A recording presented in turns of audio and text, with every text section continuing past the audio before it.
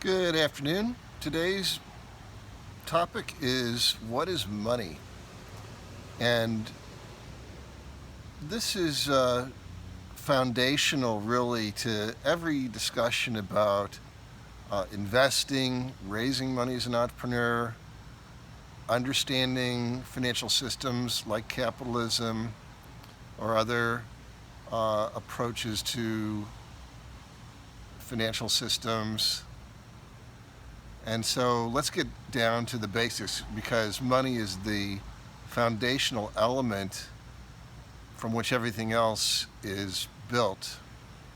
So really you could say everything else, whether it's contracts or big topics like the Federal Reserve or central banks or banks, these things are all um, they're complexities from you know rooted in one fundamental concept about what is money. So we'll talk about that today.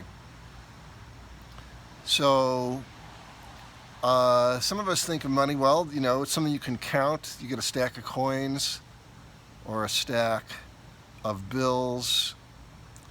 You trade those things and you get something, like you take some money to the shoe store and you trade the money and you get some shoes. And that's kind of, where it ends. But if we're going to do something more sophisticated like invest or raise capital, we need to have a little deeper understanding. Because what's pretty clear is that the stuff we call money is really a symbol of something else. And because it's a symbol of something else, this is why there's so much confusion around money. And the odd thing is every human society over a certain size tends to create money. It's a pretty old thing. The Chinese had it thousands of years ago. They invented paper currency, I read. And then Marco Polo from Italy, at that time they only had solid coins, and then he went over there and learned about this idea of paper money. And now money is even more highly symbolized. Just digital currency or digital representations of paper money or digital representations of coins in your bank account. And so the existence of what we call money seems very etheric, and yet it is a symbol of something very real and very significant. And so what are some of those things? It's a kind of a human energy. That's why money is often called currency. It's an aspect of our humanness, and that really only humans are able to distinguish and then tag in this way. And it's kind of like electricity. There might be electricity running through your house, and we might say, well, we'll call that a kilowatt. And the kilowatt is symbolic language to describe the energy flowing. Or if we store energy in a battery, then we'll use some words to describe that the energy is stored there. And so same with money. We use these terms, a dollar, a euro, and these are symbolic thoughts that are used to describe some other phenomenon. And in a nutshell, really, that's it. And that's why even, a lot of people say, well, if we only could use something more solid like gold or some other, they call it hard currencies. But when you really look at it, even gold when it was used as a currency widely, it was still only symbolic. Because why? Because gold itself, really until lately, didn't have much utilitarian value.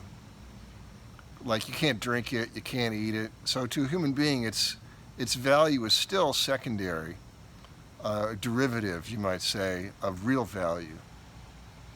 And so that's why we allow ourselves to come to agreements. So money is essentially a set of agreements, very complex and deep.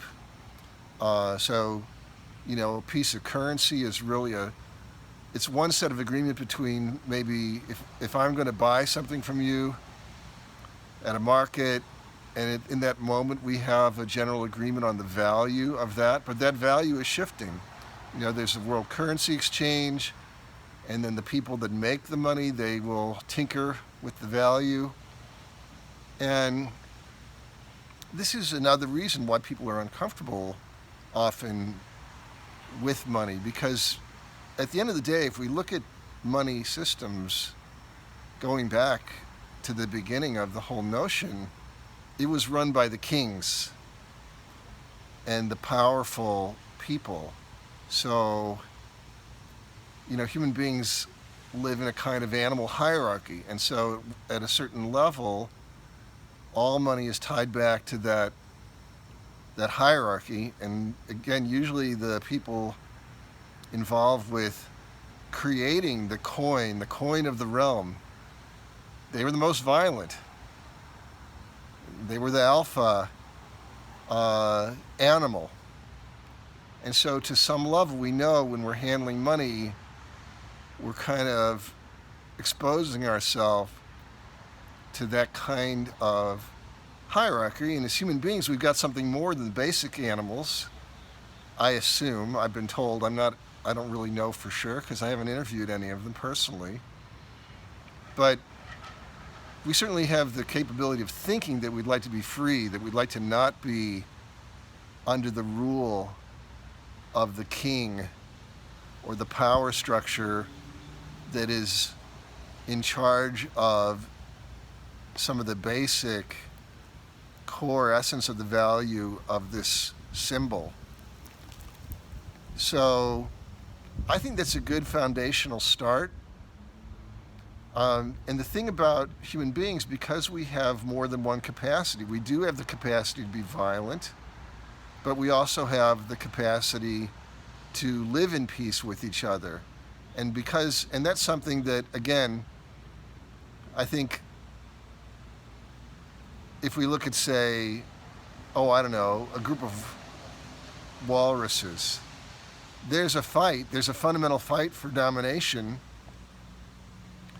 and maybe there's a relative peace, but that peace is in place because of the alphaness of the male, of the leader. And if the leader falters, then there's another fight. So that's not really true peace. But human beings do have this unusual capacity to at least experience and visualize the possibility of living in peace without the need to settle disagreements by who is the strongest, the most able, the most violent, the most able to oppress the other. And that's why I left politics in 2000 and moved into finance, because even though money is, and it was environmental finance and now vegan finance, and because money is associated still with our militaristic tendencies, it's a little dicey. But we have greater latitude to create peaceful agreements with each other when we're using finance. In politics, it's just a continuous battle. And so we'll explore the relationship between money and politics more in another video.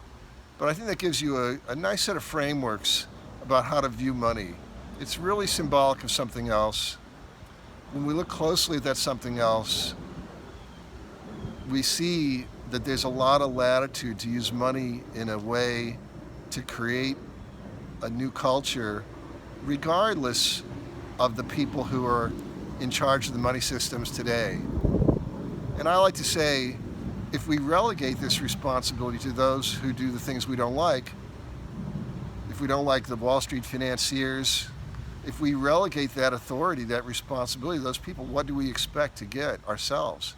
And so, as a peace-loving person and a heart-centric person, I decided to take on as big a responsibility and accountability as I can, and to help bring peaceful finance to the field of the vegan economy. So thank you for watching, and I look forward to answering any questions you might have.